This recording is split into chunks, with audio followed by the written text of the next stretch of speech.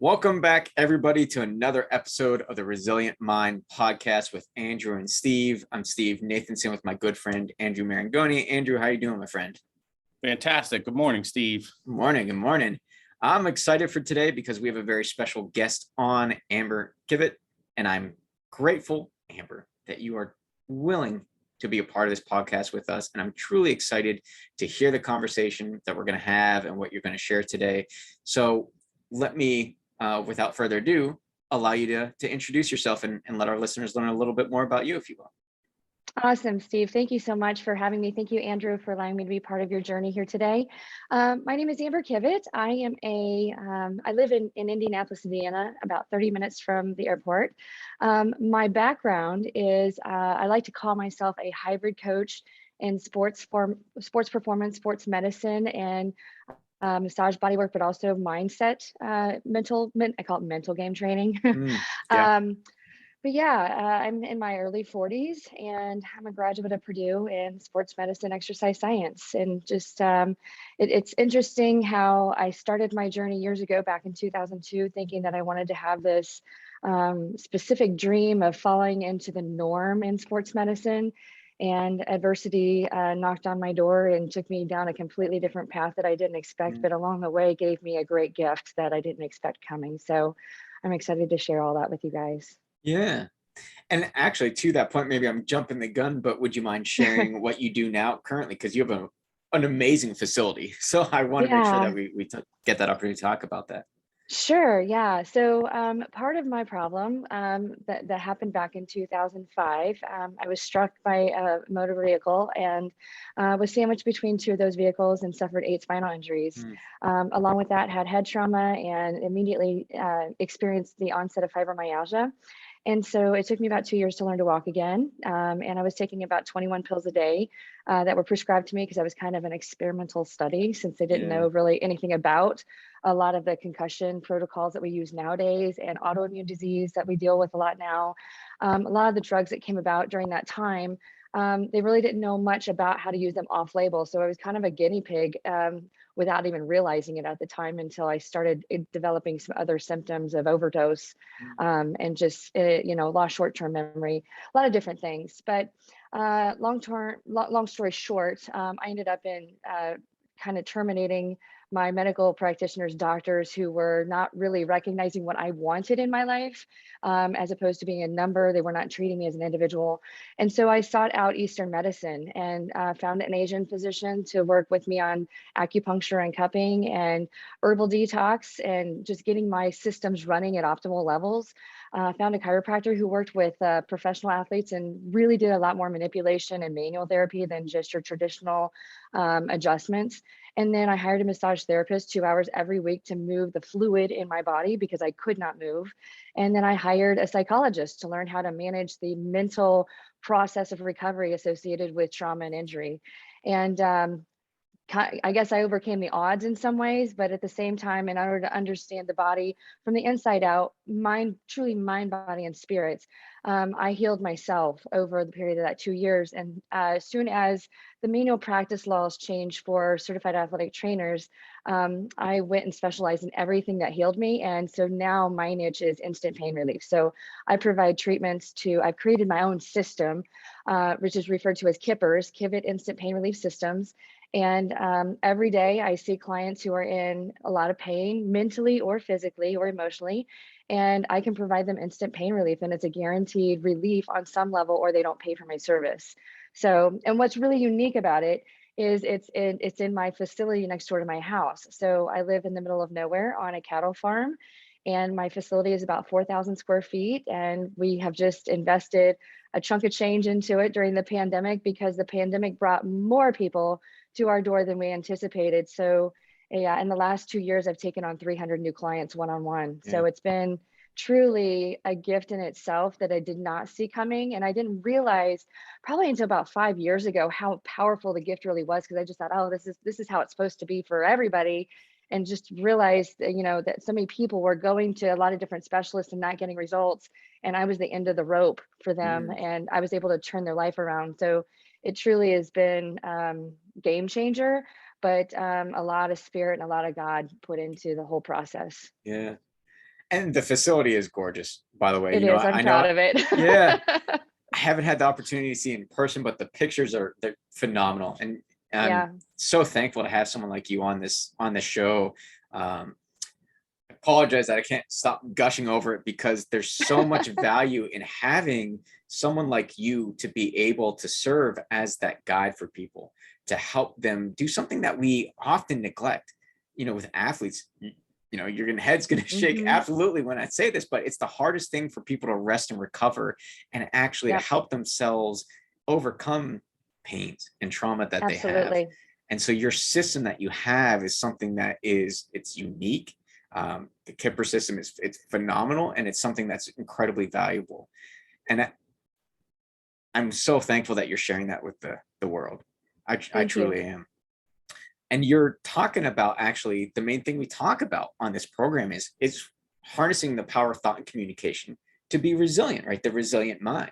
So Mhm. with that, when you work with these folks that come into your facility, are there a couple key things that you find are trends in terms of what they need to harness the resilience to overcome, and how you help them do that?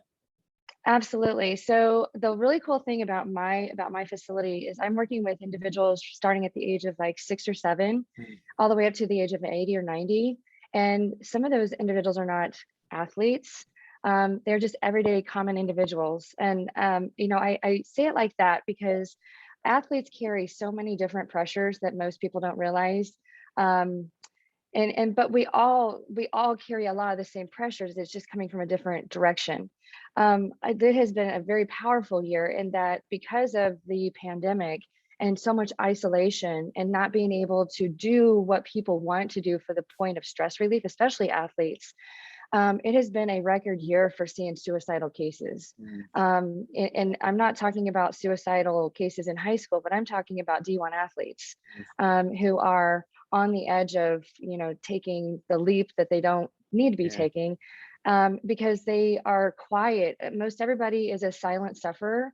And a little insight about me, I actually attempted suicide my senior year of high school after being gang raped by 3 guys and just couldn't get past, the loneliness and the humiliation and how disgusting I felt. So I truly understand what it feels like to be at the absolute bottom of the barrel and you can't see the way out of it until somebody happens to pull you out of, in order to see the light. And so when the athletes walk in the door with their parents, and a lot of parents bring them, I can see it when they walk in the door. I don't even have to ask questions. I can already see it in their body language. I can see it in their face. And parents are so, how do I want to put it? They're so, they don't even see their own kid. They see that their kids are normal. They don't understand that they're truly suffering, but I can see it in how they move, how they enter the door, and how they lack opening up, or they just are, you can tell that they're numb.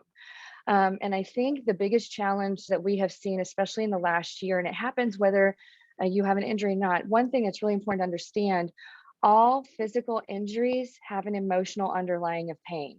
So, or all physical pain. If you don't have an injury, but you have severe anxiety or you're suffering depression, those emotional underlyings lead to physical pain. And because it's carried in our connective tissue or fascial system, which Yeah. carries, pain 10 times greater than that of a muscle or a nerve. So, when it comes to recognizing that these individuals are being brought in for physical pain, I immediately let them know that we're going to be diving into the emotional underlying side of it. And it's almost like a sigh of relief, but I have to have parents leave the room and for them to be able to unload on me because we cry every day and I cry with my clients. I mean, it's all, I can, because I've been there, I can truly feel how they feel in some ways. But parents are just oblivious, that it's actually, happening no matter how old the individual. But I think the biggest challenge that athletes are facing right now, or anybody for that matter, I did a presentation the other day for the National Athletic Training Association, and a lot of athletic trainers, a lot of nurses, a lot of doctors are playing imposter syndrome because they're thrown so many different Mhm. situations that they're not prepared for. And they've got like, people are like, you're the expert, figure it out, and they're afraid. So they put on this imposter syndrome, like, okay, like hell or high water, we're going to sink or we're going to swim, you know? So they have to figure out the quirks because they don't have the skills or the leadership or the coaching like we have in order to be able to thrive. So most athletes, though, you know, there's no science that has ever been conducted in the history of mankind. What happens to the human body when you take it out of its periodization cycle and you just pause? Mhm. And again, most of these athletes, that is their life. They have Yep. worked for 15 to 20 years to be able to get to where they're at, to wonder like, oh my gosh, do I still have it? Am I going to be able to make it when I have to hit that pitching mound? Am I going to be able to hit the ball? Or am I going to be able to do what I'm supposed to do when I'm called upon without this training for weeks on end? Because even when they're like not COVID positive, because of what we know in research, it's evidence-based truly, the vaccine causes some heart problems for perfectly healthy individuals. And so when they're going back to practice, they're having to walk laps around the facility instead of jogging so that they can monitor their hearts and making sure that they're able to thrive and work back up to that. But they're not given the ideal timeline, and the strength coaches that are working in these universities do not have the skills or the research to be able to create this human structure to perform as a machine as it's been recruited to perform. And coaches, if you don't perform and you don't win, you get fired. So it Mm. truly is a business, but athletes are not being treated as the same. You know, they are a business transaction and they're Yeah. not treated human because there are so many other athletes that can fall into that spot that they don't have to deal with the headache. So there's a tremendous amount of pressure and a lot of them don't know if they've got it. That's what it comes down to. First and foremost, the one thing I want to say is thank you for sharing what you shared, and I'm deeply, truly sorry that you've had that experience in your life. I did not know that. And I appreciate you sharing Yeah, that with thank me. you. Yeah. Um, and there's a lot of value in what you're talking about because there is so much pain. There is so much suffering in silence. You know, when I went through the bureau and training, you know, suffer in silence was definitely part of the term when we went through, and Hmm. we got smoked, for lack of a better term, during our physical training that was there. And there's so many athletes now that are, I think, starting to fight that and break free of it. Hmm. And I'm thankful for them. Michael Phelps coming out, Simone Biles is coming out. Michaela Schifrin has been very open about, you know, what she's experienced throughout the past Olympics. And I think Hmm. that there is a shift, hopefully, that is coming on the collegiate all the way up to the professional level in sports, because to your point, people are treated as commodities. They're not treated as Right. whole people. And there's so much value in addressing the mentality side of it. Absolutely. I think though, you know, a lot of the amateur kids get lost in all this as well. Cause I mean, Yeah. I'm seeing a lot of like teenage athletes who are not elite superstars. They're just playing on a club team. And I'll tell you, the softball, baseball cult, oh my gosh, Mm. those parents are they're very giving to their kids, but they want sometimes more than what their kids can give back. And some of them are glamorized by the talent that their children portray or by what jersey or club they're part of. And, you know, I can tell you, I've worked with a lot of athletes who don't even want to play and they're playing because they're signed up to play and they have to play and they want to make parents happy. So they do it as much as they hate it. So I deal with those kids too. And those individuals are harder to work with at times than adults are because their brains haven't even been formed yet. Right. And yet their entire future is being shaped around their identity of being an athlete. So when that identity is stripped of them, whether it's a traumatic injury or they don't make the team or the parents become separated and there's not enough money to play for that team, there are just so many different variables that lead to kids having a lot of the emotional turmoil that they're in. And a lot of it has a sport derivative to it. So it's yeah, I've seen a lot of that this Yeah. year. Yeah. Andrew, I want to give you an option to weigh in as well. Curious to hear your thoughts and input on what we're talking about. Well, yeah, it's been absolutely fascinating listening to you talk. And you definitely embody resiliency, in Yeah. my opinion. Thank you. and it's just been an honor to have you so far. I've just kind of been on of the stories, and I appreciate so much all the things that you're talking about too, because I too understand like seeing suffering that other people don't see. Because I work with animals and they don't talk. So I see it with the same thing with the pet parents. They're like, oh, I want my dog to do all these things. The dog's like, I just want to be safe. I just want you to pet me and wag my tail. Right? I'm just looking to be secure, and you're looking to make me something I'm not. Right. And there's kind of the same thing in that realm, is just like the business side of dog training has the parents like thoughts all over the place as far as what to expect from them. And it's an interesting kind of parallel looking at it from that standpoint. And I look at it the same way, as like your animal suffering, let's meet all its emotional, physical needs, and then we'll talk about building them up. And the other thing that you kind of brought out that I think is very interesting is the fine line between pushing ourselves and destroying ourselves. Like how we need to have this resiliency and this comeback to adversity, but we tend to take on too much to the point where we can't handle it. Right. And it starts creating corrosion and breakdown in ourselves emotionally and physically. And when you start, down that path, your physical pain starts linking to your emotional pain and vice versa. And it's hard to diagnose, dissect, and, really find somebody who can help guide through that. So I really appreciate what you are putting out there in the world. Thank you. And with what we're bringing out, I think there's a clear trend of it's not just in one arena, right? Physical or not just mental, right? We are whole people that Andrew and I've talked about before, right? Everything goes into it. And I think that holistic approach is what's truly deeply needed. And if I were to summarize, I think the things that I take away from our conversation so far is it's not just isolate, but when we treat the whole person, then we're able to successfully move on and overcome what is the challenge that we're facing, or challenges that we're facing in our path. And that's what truly helps us get to where we want to go.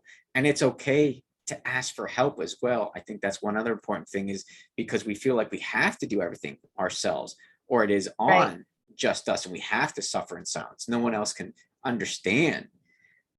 And it's okay, because that's one of our goals on this podcast, actually, is to be very human and lift that veil, because we all go through similar things in lives. It may look a little bit different, but there's a way to overcome what we struggle with, because the person next door, even though you may not think it, has in some way in their life had to do the same.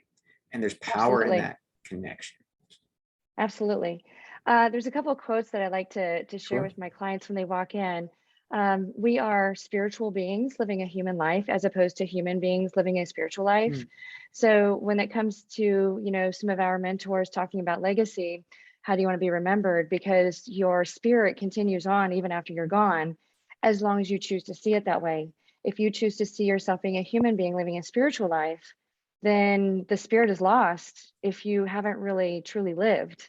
And you're just going one day to the next and just going paycheck to paycheck just to be able to live. So I like to ask people, are you living to work, or are you working to live? Because there's a huge difference there in the way that, especially in the medical world, a lot of, doctors and nurses, medical healthcare practitioners are working. So they're a huge audience right now for me. They're working 60, 70 hours a week, because the hospital administrators don't care. Because they have so many people coming through, and so many people right now. The pandemic is referred to as the Great Resignation, where everybody can resign and go and find someplace else to work for more money and less working hazards or conditions, and more benefits, because the demand is extremely high. So, are you living to work, or are you working to live? Because those individuals, I've seen a lot of doctors, a lot of PAs, a lot of nurses, and the plethora of healthcare professionals that are coming in. And when I think about what they have to witness every single day, sharing somebody's last days of their lives because they're alone and the hospital will not allow their families to come in. I can't imagine the grief that they carry on a day-to-day basis when they go home, and it is destroying their work-life balance relationships. They're starting to, and hospitals I think are trying to provide some kind of mental relief in some capacity, but there are so many people, and I mean, I think the biggest problem I hear about right now is they don't even have time to go to the bathroom. So Yeah. how on earth do you have time to go talk to somebody? So, a form of acupuncture that I provide and a little bit of health life coaching while they're on my table, is helping with them rising up on the anxiety and just letting go of that negative energy that they absorb every single day. Yeah. Yeah. And to that, actually, I think we're really kind of naturally branching into something else Andrew and I wanted to ask about. And we were speaking before the call about this, about what a transformative world looks like. So Sure. I'm curious, actually, maybe to throw that question out of what you want this world to become, or you're working towards it, or how you define a transformative world. Excuse me. I'll kind of give you free reign to answer that in whatever way you see fit. That is a deep, loaded question because I think a lot of it has to do with politics, and I don't like to dabble in politics with clients or over the air because it'll make or break you. I can remember I was in college when the September 11th attack happened. And I remember the entire country coming together. It didn't matter what your background was. It didn't matter what kind of money you had. It didn't matter what your religious beliefs were.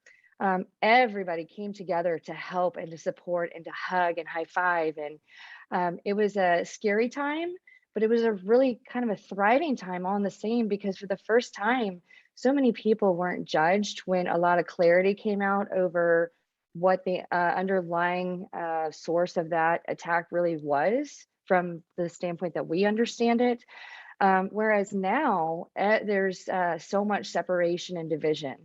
And a lot of it, there's not any control amongst us individually, other than just staying in your own lane, keeping your head down where you're supposed to keep your head down, and having control over your own life. And it's frustrating, I think, it's sometimes because you just you want to be able to engage and bring out the best of everybody, but because of how we are being pulled in so many different directions, it just takes one statement to really set off this downward spiral that you don't see coming.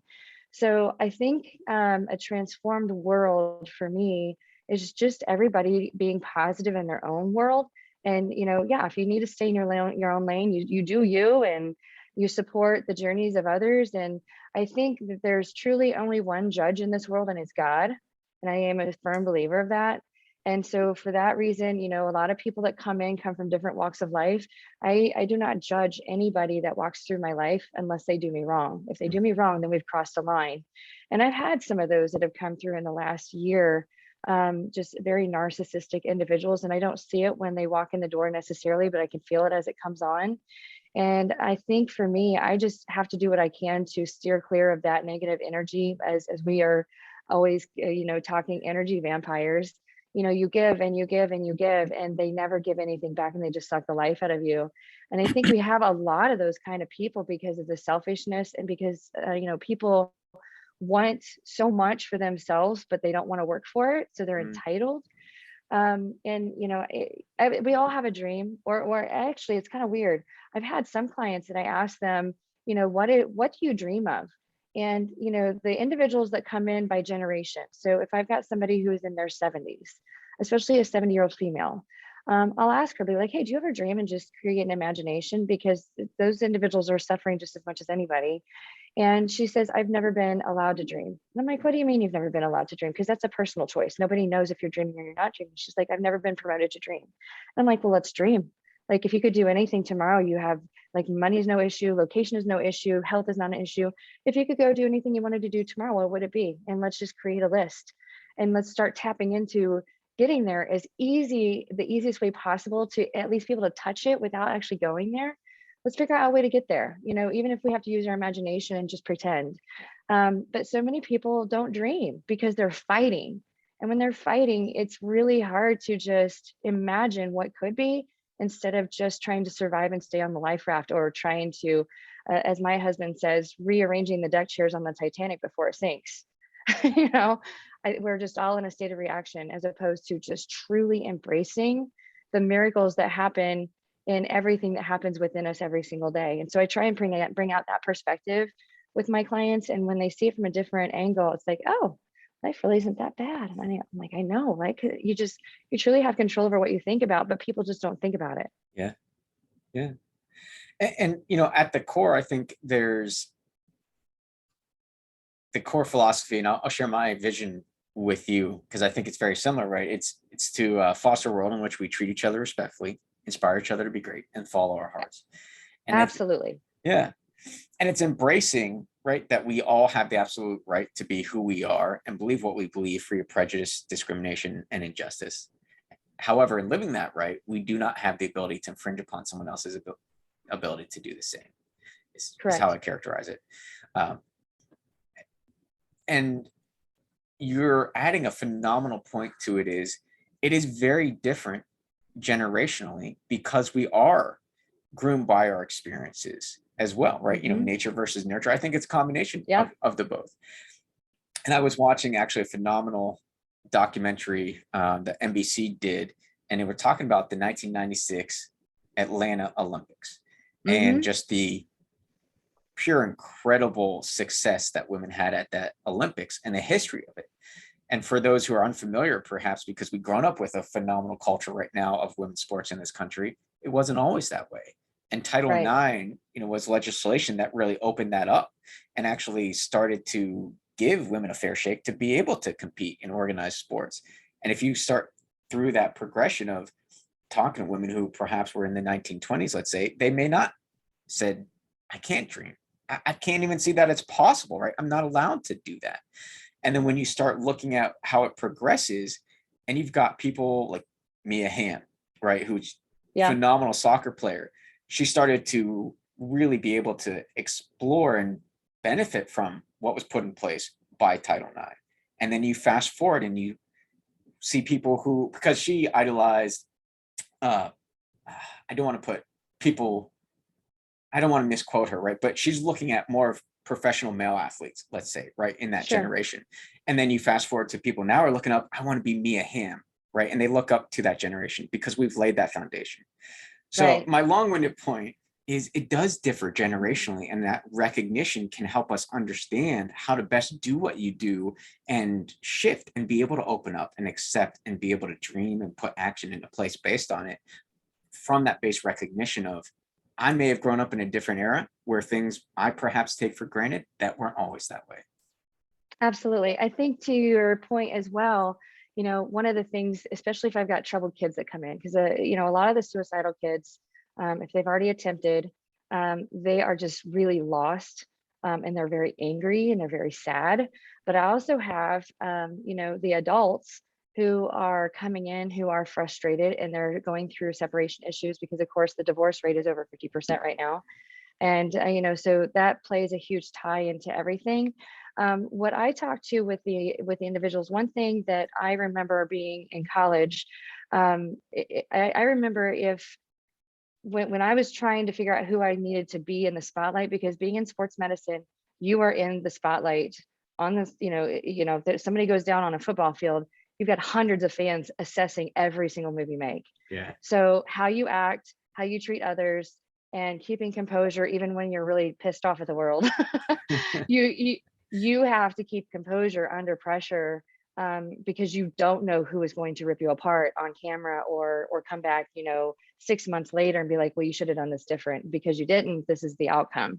I always remember in the back of my mind, if my greatest hero, or if, you know, the gentleman who led our you know, sports medicine program, he is an icon. If he were to be in the background and I can't see him at any event that I was covering, or if I was even at the Walmart and he happened to be on the other aisle, would he be proud of what he heard or saw of me doing if I acted a certain way? And so I use that same concept when I'm talking with athletes, especially those that lose their cool on the field or in competition, especially if they lose. You know, if they lose and they are out of control, and they find substance because of that, I'll ask them, you know, who is your greatest, if you could meet anybody in this world, who would it be? And they tell me, I'm like, okay. Now, if that individual happens to be at a community event, you know, watching a family friend or whomever, and they happen to see you acting the way that you did last week, would you be proud to be able to show them that that's the real side of you? And they're like, oh, I never thought of that. So it's, you know, when it comes to generation, it's teaching them a different perspective of how to behave in public, or to even behind closed doors, because a lot of abuse happens behind closed doors. Yeah. And would, you know, as Todd Durkin says, what would Jesus do? You know, would Jesus be proud of you? You can't use that with everybody because of, you know, religious lines being crossed. And I'm really careful about that with my clients as well, because I'm in a business that sells. And if you offend somebody based on religion, like, you're out, you know, and you don't know who they know. Right. So when it comes down to finding that persona, yeah, who do you want to be proud of you? And if you were acting mean towards a family member or towards yourself, you know, if they saw you treating yourself the way that you do, would they be proud of you, or would they be like, oh, I'm really kind of disappointed in who that person actually is, and that's your one shot? It's a different perspective when you're thinking about it that way versus, well, I did it because I felt like it, or because I have the right to act like that. Well, that's fine, but are you going to be proud of that if, you know, the one shot you have to meet the one person that you want to meet is gone now because they already saw how you are? You know, you can't go back. You can't take those kind of things back. Yeah. You learn from them. And you mentioned failure earlier. I tell athletes all the time, I tell my clients all the time, you know, if you fail, that doesn't make you a failure. That means you have been learning. And as long as you learn from your mistakes, you're growing. So when Yep. when we are failing, we are learning and we are growing. Even when we are succeeding, we are still learning and growing. And learning, it's truly an experiment in everyday life, Yep. what works and what doesn't work, and how to make it better. Yeah. Yeah, I always say there's only really two failures: failure not to learn from the same mistake over and over again, or failure to try. Oh, absolutely. Absolutely. Yeah. I agree with that. Yeah, it's a great point in terms of, again, we're all human. And if we never fell short or made mistakes, we'd have nothing to learn and grow from and become better. And I like what you're talking about in terms of how you want to represent yourself. And now we all make mistakes. We're not perfect, and that's okay, right? And we can learn and we can grow from those. So there is an element of forgiveness of, you know, I lost my cool on the sideline, and I'm sorry. Like, I'm genuinely sorry about that.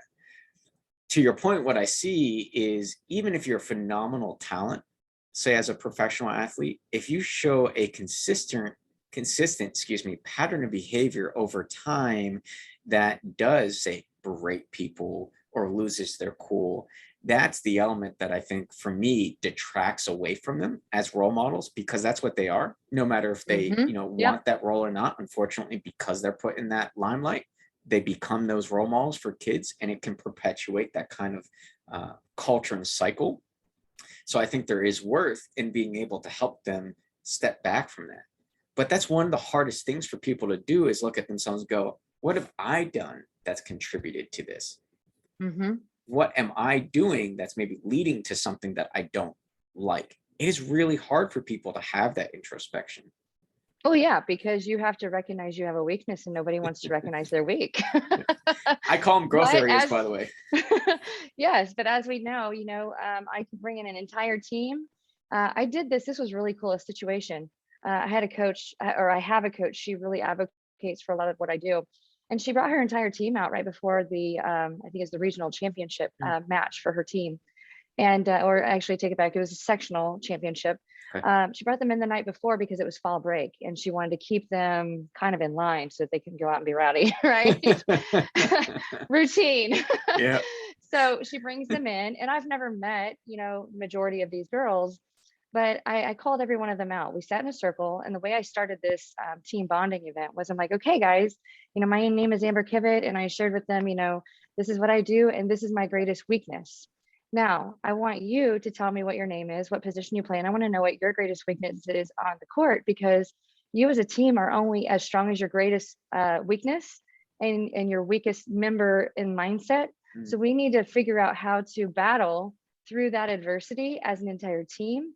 But we all have to recognize what our individual weaknesses are so that we can rise up and lift each other up. When we happen to see one of those individuals falling, we have to support that individual as opposed to be like, oh, they're just having an off day, you know, and substituting them out. Like you can't, there are other ways to rise above that. So we did this.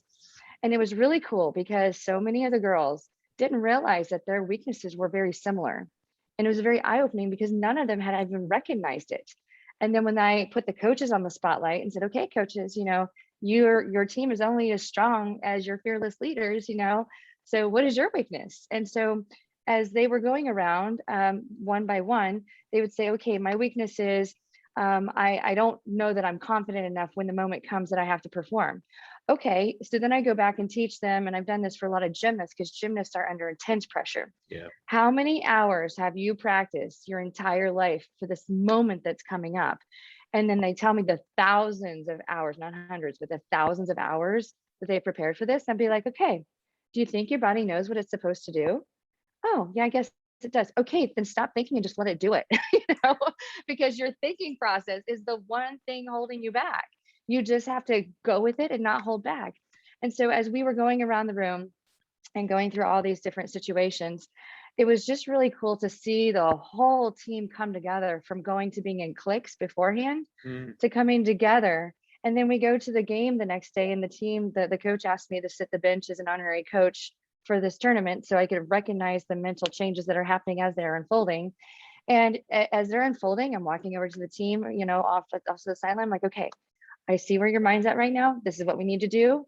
I know you've got what it takes. Let's rise up and let's do this together because now's your time to shine and you can do this. And then they go back out and they do it. And it was a completely different team. They won the championship. And I had more parents that I've never met before in my life walk up to me like, what did you do to our kids last night? Because we've never seen this team. And I'm like, I just talked to them. Just talked to him, you know? And so we went on to the next championship, and it was just really cool to see so many individual personalities who were suffering and not willing to talk about it, including the coaches.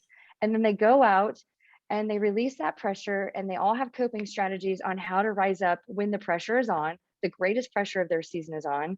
And they're in, you know, they're going up against teams that they don't think they can beat. And they've already beat themselves in their mind because they don't think that they can beat these teams.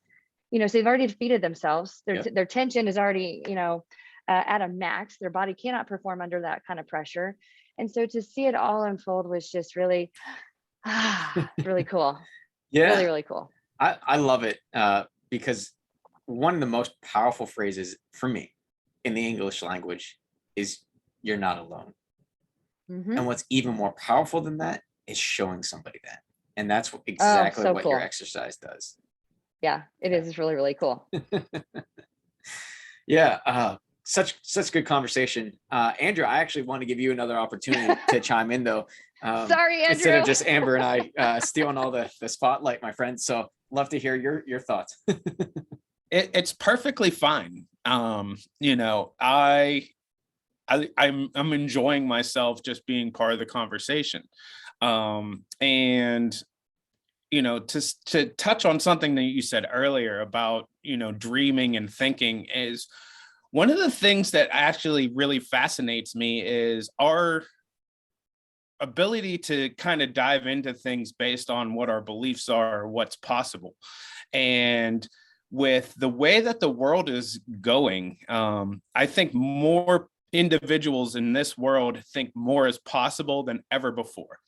So because of that, I think where we are is on a very interesting tipping point of the world becoming an absolute phenomenal place, opening up and so much great things happening. And it's all about us tapping into that. We're not alone. We're in this together. Stop being so selfish and start, you know, putting out in the world what you want and getting it back. If we're all start practicing that instead of being takers, like you were saying, is being givers.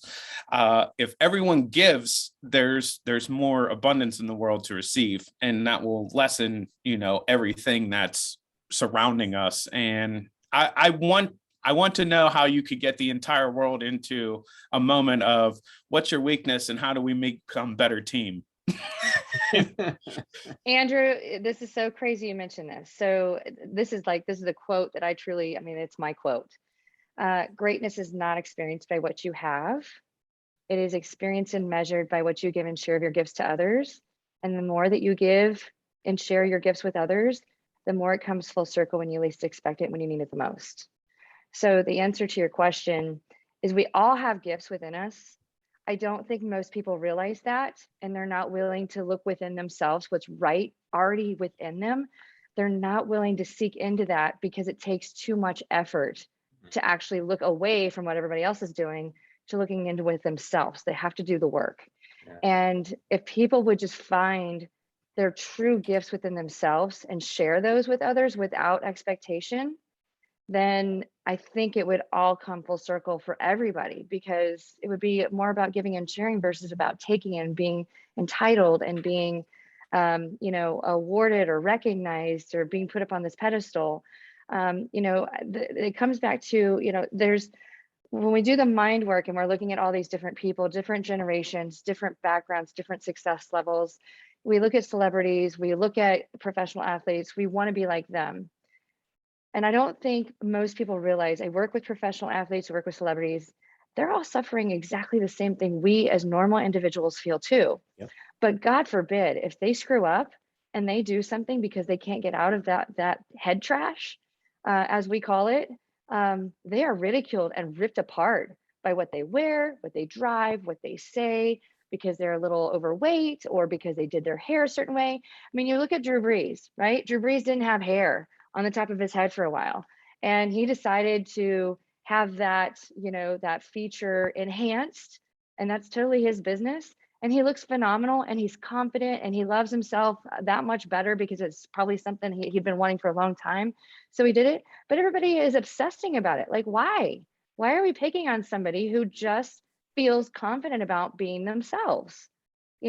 But because he is so successful and he's such a good person and he's so giving of everything to everybody, people are looking for that one weakness to be able to rip him apart. And I think that's what everybody's afraid of. If people are aware of your weakness, that is the one thing that they can do to bully you or to rip you apart. And why? Because there are mean people out in this world, and there's not a way to avoid them. The media is full of that. But good for him or good for whomever who has a nose job or who has Botox or whatever truly makes them feel special when they look at themselves in the mirror so they can let their gifts come out. Whatever those people need to do, we have no right to judge them. And I think, I don't think a lot of people realize that a lot of individuals who are famous are suffering just the same as all the rest of us. And so I reflect on the definition of what is famous, and famous is taking your platform and making the world better than it was before you started, and having the platform to do that. A lot of people would refer to that as being a famous person, but you have to be able to do something with it because it's a gift. You have to give back to it to make the world a better place because you served. Yeah, it's a very valuable lesson, is because it's easy for people to look from the outside and judge. And I think that when we understand the harm that creates, it's easier to overcome that. And I mean, that's the reason why, cyberbullying has become, I think, such a issue in the country, because, when we grew up, we didn't necessarily have cyberbullying. We're kind of right. All of us were right on that cusp, right, where we started. I could not have survived. Yeah. Now, that's not to say we didn't have bullying in school and things of that nature that happened, but it's such a greater level, and people live they live so much of their life on social media and in the media that it is something that definitively, I think, is one of those critical issues that leads to folks coming into your facility with the things that they have, because of not being able to, say, make that mistake, or not feeling like they can reach out to somebody, or feeling like something that they said in absolute complete innocence was taken out of context and judged. Because that's what communication is, right? I may say something and it has absolutely no negative meaning in any way to anybody, and people can just pick that apart, contort it, and then draw that meaning from it that serves some other, non-serving purpose. So I think there's a lot of value in that. And I'll tell you, when it comes to the individuals who are suicidal, a lot of those who are depressed, who have the physical pain, the cases, I'm not even going to talk about the severity of the cases that walk through the door, but I will tell you 90% of them are social media driven. Mhm. And when I take those kids, I mean, I have been called on house calls to come and talk to the individual because they're at that end of their rope. When I talk to that individual and I find out, okay, why do you feel this way about yourself? Or how many, if they aren't willing to open up to me, okay, can I see your phone and can you show me how many hours you're on your phone on social media? And then when I see the amount of hours and they don't realize how many hours they have spent on their phone because they don't know the analytics, I'm like, oh, whoa, okay. So I'll ask permission with the parent. Okay, here's what we need to do first. First, we need to completely withdraw from the apps altogether, the internet and the apps altogether, because we do know that there is a dopamine response to that, which rewires how our brain works. And when we are aimed into that addiction, the dopamine is an addiction hormone. When we become addicted to social media or to using certain apps and not being truly living in the moment with the air in which we breathe, that's when our brain starts to reroute our decision-making powers and our experiences. And a lot of people are living in an imaginary world. So when I take those individuals and explain to them, do you understand the amount of movement that you're doing is about that equivalent of a senior citizen laying in a nursing home based on your analytics here? And then when I tell them, this is not like, you have the right to do these things, whereas there are kids in a hospital or there are adults in a nursing home who don't have the right to do them. And yet here you are complaining because he or she is picking on you when you have the right to shut it off and live your life, and because they're so bored if they don't have social media because they haven't experienced life yet. Yeah. So when I put that into perspective and we take away their device for a week, they can text mom and dad and anybody that you absolutely have to text for a ride or whatever. But other than that, like everything else is off limits. And we go back to like flip phone days. They come back in a week later and they've written in a journal and they've written down their dreams or who they want to be or what they want to do that they haven't done yet. And they are a completely different personality without medication. And parents want to know, how in the hell did you do that? And I said, I took away social media. That's all we had to do. Because it is such a toxic area. Snapchat, you can bully somebody on Snapchat and nobody knows that it's happened because the picture disappears after a certain amount of time, but those feelings never disappear. And there's a lot of that happening, but there's no proof of it unless somebody happens to capture a photo of it. So it's, I've had some of those situations come in where parents don't realize that their kids are doing certain things that they're doing. And somebody else brings a photo to my attention and I'm like, oh, let me have a picture of that. Snap. And then I text it to a family member of that family because I know who their parents are. And I would want those parents to tell me if my daughter was acting out of line. And their parents are like, whoa, had no idea that their kid was acting like that. And it's the kids that you would expect to be behaving at the top of their game that are actually some of the worst. So when I start calling the parents out and then they're like, oh, well, we got to fix that. I'm like, yeah, right. Yeah. Then it really brings it perspective. But I mean, there's so much of those kind of things that are happening. And unfortunately, my husband's ongoing joke is, I'm being cyberbullied and I don't even know I'm being cyberbullied because I'm not on cyber. He doesn't have social media or anything. So if somebody's talking crap about him, he doesn't even know because he's not on there. So, I've got a niece who is 21 and, she didn't adopt any social media all the way through high school. And she was very successful, very happy, but she wanted no part of it because it actually brought out a lot of wasted time. So the rule in my household with my daughter, she's 11 and she does not have a phone. She wants a phone so bad. She can't stand it. But I told her, I'm like, you're getting a flip phone. you're getting a senior citizen phone. You're not getting you're not getting an iPhone, right?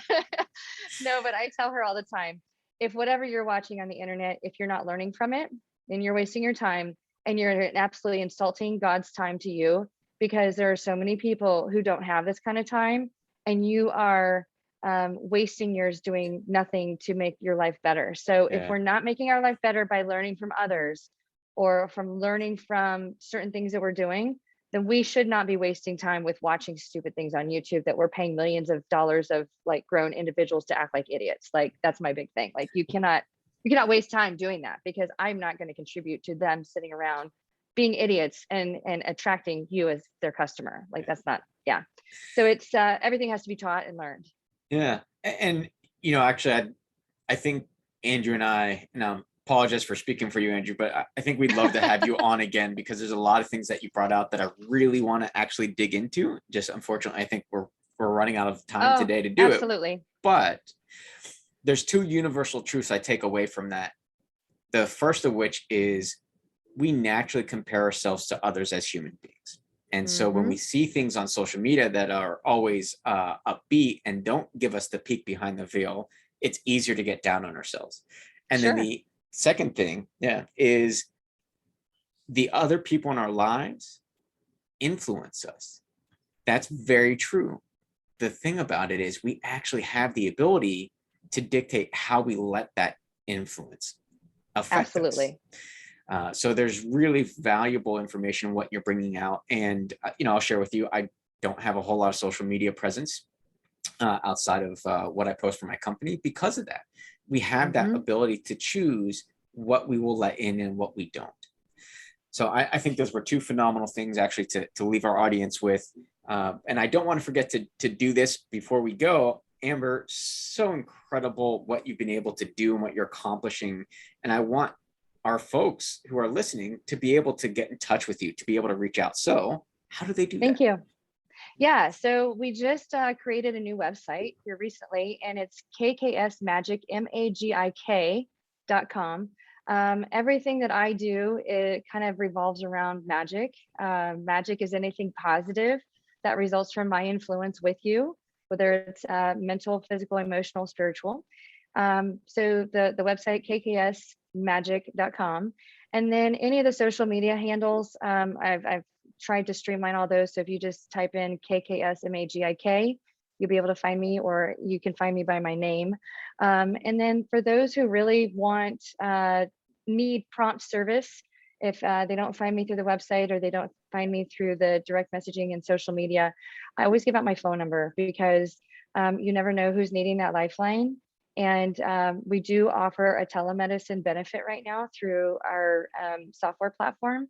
But you can reach out to me directly. It's 317-446-7971.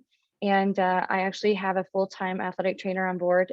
She works as an employee for me, and she has her degree in sports psychology and her master's in sports medicine. So we are doing it together, and we aren't just, majority of my audience is actually not in Indiana, it's outside of Indiana. So, there's not too much that we can't handle. And if there is something that we're not comfortable dealing with, then we delegate it to a referral source that we trust. Excellent. So, yeah. Thank you. Really, truly appreciate you coming on today, you sharing everything you did. And again, that's KKS Magic, MAGIK.com to reach out to Amber. So Amber, truly from the bottom of my heart, thank you so much for coming on and sharing what you did today. Thank you guys so much for having me. It's truly an honor to be part of your program. Thank you. Yeah, thank you very much. So with that, we'll leave with what we like to say in this program is, until the next time, be the movement in your life.